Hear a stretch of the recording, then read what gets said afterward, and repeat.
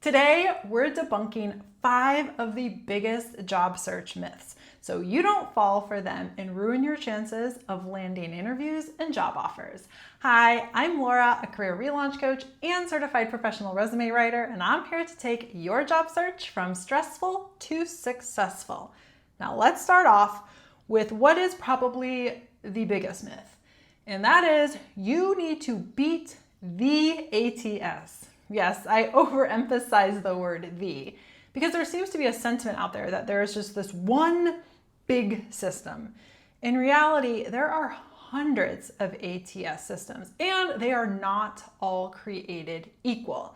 First, let's just back up a little bit and talk about what an ATS system is. It stands for Applicant Tracking System, and they have been around for decades. They were originally intended to help recruiters move a candidate through the hiring process. Through the years, they have evolved quite a bit. So yes, there are applicant tracking systems that can grade or score candidates, but remember, not all companies are using all the features of that specific ATS. And then some ATS systems still don't have AI features attached to them. And you don't know as the applicant what that specific company you're applying to, how they use their ATS. So stop putting all this pressure to beat it. Now, I will say this, if you are creating a strong resume that speaks to why you are the best fit for that position, you shouldn't even have to worry about the ATS. If you have a generic resume that doesn't speak to that specific position, then yes, you're probably going to have to tailor it and customize it. But ultimately, my biggest piece of advice is to create a resume that is intended for human eyes. Because ultimately, the decision to hire somebody or bring somebody in for an interview is going to be based on a human's perspective. I will say, do be conscious of how you structure your resume as far as the layout and if there's any kind of confusing graphics or pictures, because the ATS will have trouble parsing out that information. And now I could keep going on about ATS systems, but I don't want to get too deep in the weeds here. If you'd like me to create a video specifically on ATS systems, just let me know in the comments below. But I just want to leave you with this. Your goal is, if you apply to an ATS system, that you then find who the hiring manager is and you send them an email letting them know you've applied along with your resume. You never want to rely just on hitting that apply button. You want to get in front of a human as soon as possible, which leads me to myth number 2, and that is the resume, your resume, is the most important part of the job search process. Yes, resumes are important, but they're just a piece of the puzzle. Now, this is a question I ask my clients. I ask them, would you rather be judged on a 5-minute conversation or on a piece of paper? I've never had anybody say they'd rather be judged on a piece of paper.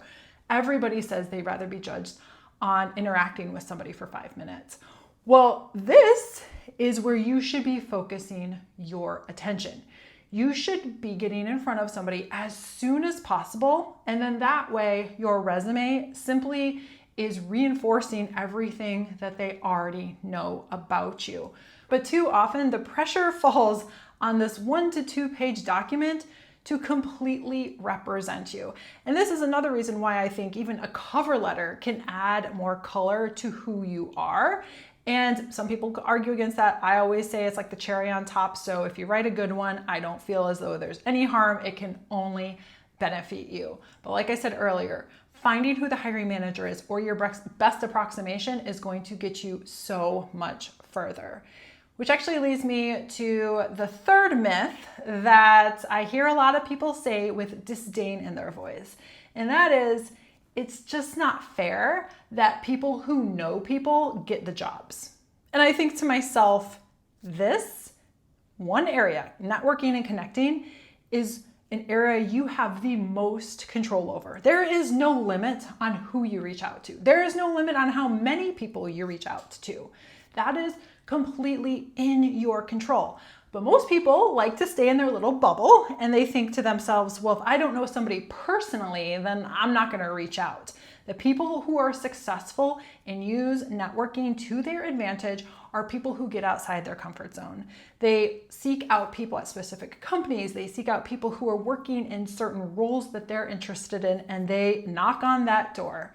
But if you don't even attempt to do this, then of course it looks like the people who know people are lucky. It's not, it's strategy. So I actually set myself a goal to reach out to people, about 3 to 5 people a week, to set up coffee chats. I don't have any intention with these outside of learning and growing and supporting. I'm not saying I want a job at this company right now. I'm simply laying the foundation for these connections, because those connections are going to be paying off in the future. And yes, the statistic that 50 to 80% of positions are filled through who you know, that should be enough for you to say, I need to start focusing on that. Before we move on, let me know in the comments below if you have specific questions about your job search process.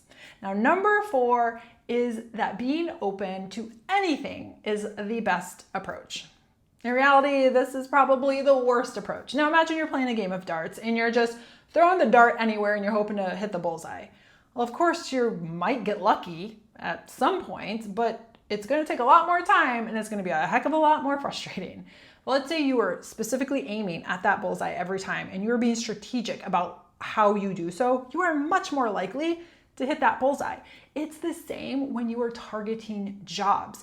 You need to hone in on specific jobs, roles, positions that you are both interested in and that you can do. But I hear you. You're like, yeah, I just need a job. I need anything right now. I'll do anything. In reality, you know you can't do anything and everything because you don't have the skill set for that. And that's okay. Even right there, it starts to limit your options a little bit, which is a good thing. But then the next step is to start thinking about what you want, what you need from a job. And I can hear you now. You're like, yeah, I need a paycheck. I hear you on that.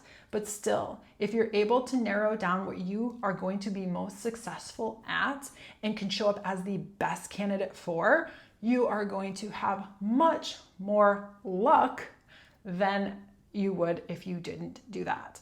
And number 5 is that you should memorize the answers to your interview questions. In fact, I just heard this the other day.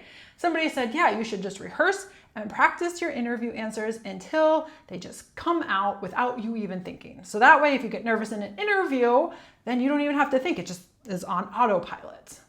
Oh, there is so much wrong with this.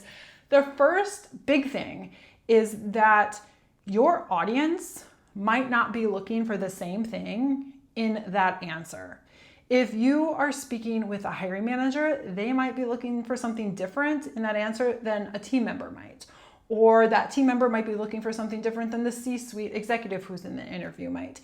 You need to have a story toolbox of your key value messages. And you should know those stories. You should be able to speak confidently to those stories, but you should be able to adjust them when needed, emphasizing certain points, maybe de-emphasizing other points. Know your audience and customize your answers to them. And another reason is when you start memorizing things, it kind of like takes over, right? You're not as engaged. Your face might not match the words coming out of your mouth because you're just saying them on autopilot because you know the words that are supposed to be coming out of your mouth, right? It just doesn't have that same impact. And remember, in an interview, it's a human. They're getting to know you. They don't want to just have the perfect answer. They're going to have to work with you. They want to understand you and know you. And that comes across through body language and intonation and the pitch of your voice, all of that. So make sure to be comfortable with your key value messages, but don't memorize them. And if you are looking for a video on questions you should completely avoid in an interview, then make sure to check out my video here.